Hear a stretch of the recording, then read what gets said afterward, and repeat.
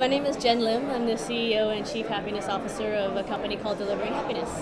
So a Chief Happiness Officer, for us at least, is equivalent to being a CEO, but in the end it's more of like a symbol of what we really believe in. It's a part of what every corporate culture and every company should at least consider as a part of what they're doing on a day-to-day basis. It's a fundamental belief of if you can create a culture where you keep your employees happy, then you actually will have higher productivity, higher employee engagement, a greater number of relationships between your employees, and overall a more profitable, long-term sustainable company.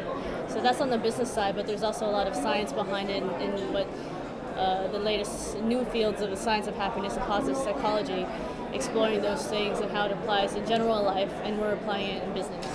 There's basically elements of what you can do to increase your well-being in general life, and so we see that as something you can do in business as well.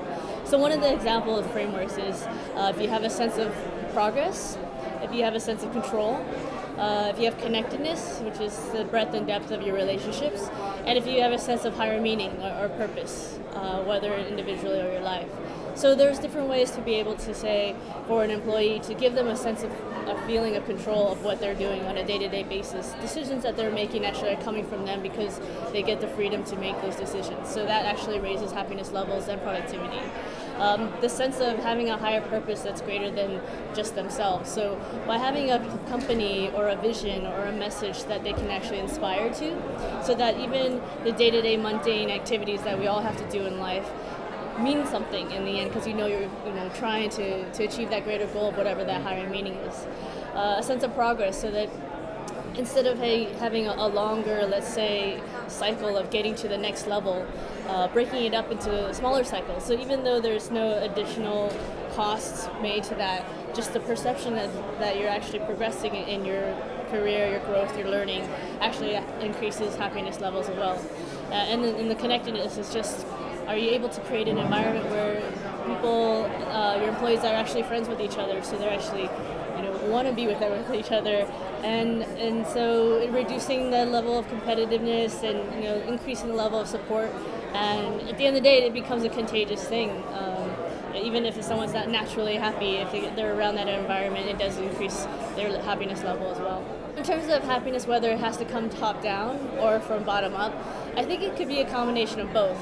I think probably ideally and easier if it is top, at least starting with that, because at the end of the day, it's the values of the people that you're working for that set the tone of how everyone else is going to act and treat each other.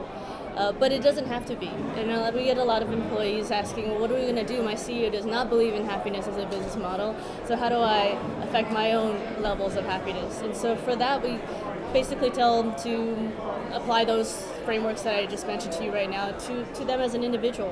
What is it that they can do on a day-to-day basis that will change that?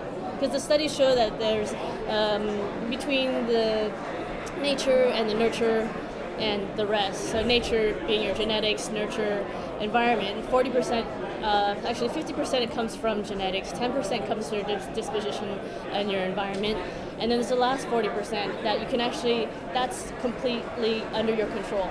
So it's that 40% that we focus on and say, so what are those 40% of decisions that you can make to actually increase your levels, regardless of who's giving you a bad time or a hard day?